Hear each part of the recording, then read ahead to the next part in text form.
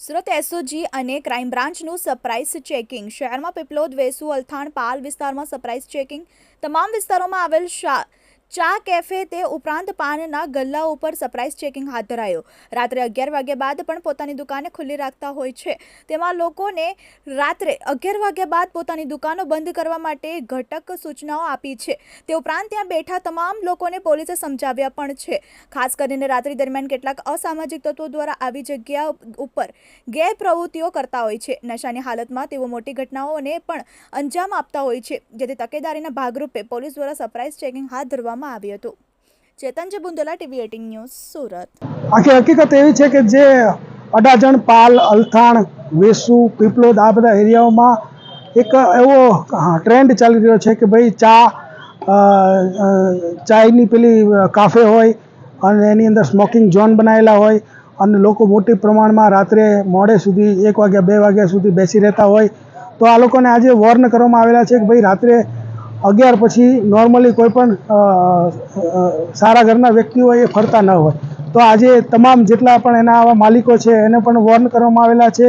અને જે લોકો ત્યાં આવેલા હતા, યંગસ્ટર હતા, પછી બીજા અમુક મોટી ઉંમરના પણ હતા, તમામને આ સમજાવવામાં આવ્યું છે કે ભાઈ આ વસ્તુ જો 11 વાગ્યા પછી બંધ થશે અને આ લોકો ત્યાં નહીં આવે તો યંગસ્ટર જે રાત્રે ફરતા હોય અને કોઈ નશાના રવાડે ન ચડે, કોઈ ડ્રગ્સ કે બીજી કોઈ નશાકારક વસ્તુઓનું સેવન ન કરે એના માટેનું એક આ અભિયાન છે. અને આ અમારી સતત આ પ્રવૃત્તિ ચાલુ રહેશે. આ આખું જે અભિયાન છે એની અંદર 2 PI, 8 PSI, એસઓજી અને ડીસીબીના અને 80 માણસો એસઓજી અને ડીસીબીના તમામ લોકોએ આજે ટોટલ 38 જગ્યાએ જુદી જુદી 38 જગ્યાએ ચેકિંગ હાથ ધરવામાં આવેલ છે. અમને એવી માહિતી હતી કે અહીંયા રાત્રે ડ્રગ્સનું સેવન પણ થઈ રહ્યું છે, તો એ બાબતે પણ ચેકિંગ કરવામાં આવેલ છે.